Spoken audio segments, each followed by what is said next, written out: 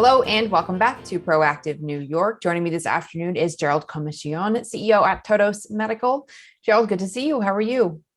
Doing well, thank you. How are you? I'm good. Thanks for asking. Gerald, positive data has been released today from your TolloTest. What did you see here?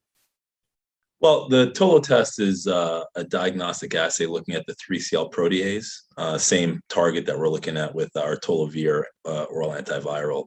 The theory is that you require many, many more 3CL protease particles to create one virus particle. And if the protease is not there, then the virus can't replicate and create copies of itself, so you're no longer infectious. So what we saw in the study was we captured people who we expected to be infectious in the hospital setting. We also identified that the people who tested positive by PCR but negative by TolloTest appeared to be kind of later on in their disease cycle, which showed that they may not actually be infectious. So that overcomes some of the challenges you have with late stage PCR, where people continue to test positive for a long time, even though they're not really sick. And interestingly, we saw that on the negative side, in the hospital, the negatives, we actually picked up some positives. And so, there becomes a question, hey, are you exposed? Is this an early indicator of something that could come later? So in the hospitalized setting, it was quite interesting to see some of the challenges being overcome with both false negatives and false positives of infectivity with PCR.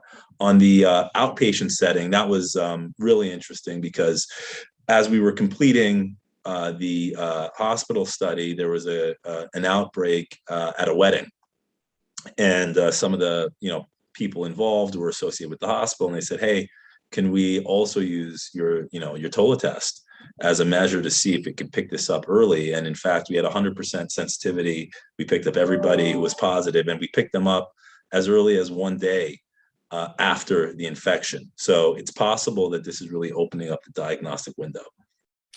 Yeah, so what's really unique about 3CL protease compared to PCR and antigen testing? So PCR and antigen testing look for the presence of the virus.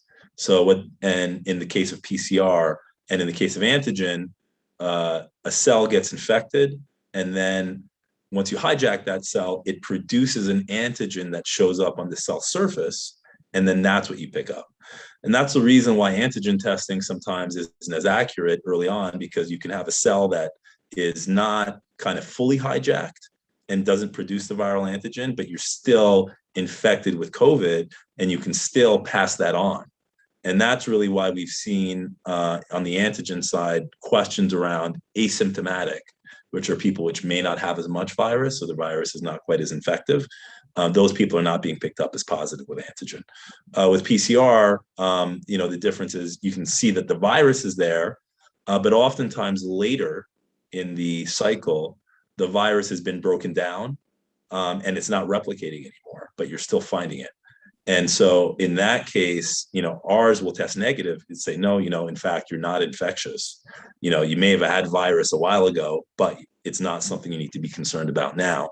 And that's something, for example, people who are traveling, hey, I got COVID a month ago. I feel fine. I've recovered. Now I want to go on vacation. I have a positive PCR test. I can't go. So this is something that could overcome that kind of challenge. So what's next for the TolloTest? So now that we have this data, we have two things. One, we're bringing it to the US because this was all done in Israel to get it being able to be sold through our CLIA-CAP lab, Provista.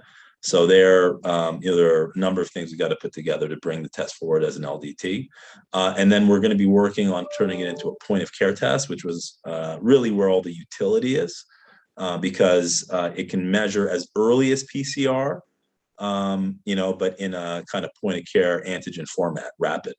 So that's going to be the major next step for the TolloTest to be able to go broad scale, is to turn into a kind of lateral flow adjunct to antigen, and it could be used out in the field.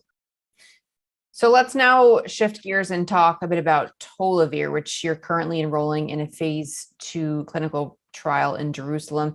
You had said that you'd begun a reevaluation of outpatient trial designs. What kind of brought you to this decision?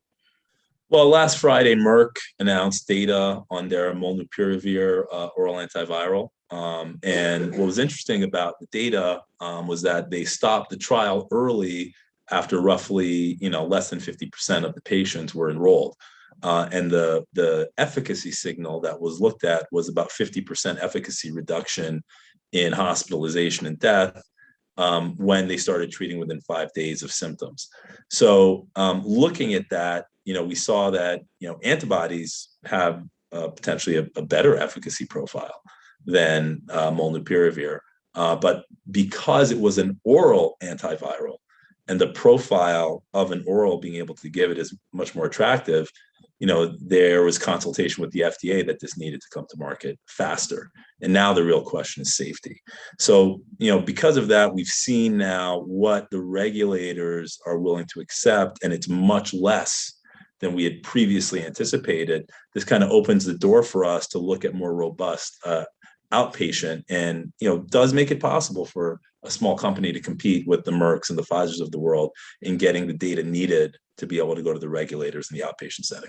So you can just get this done faster.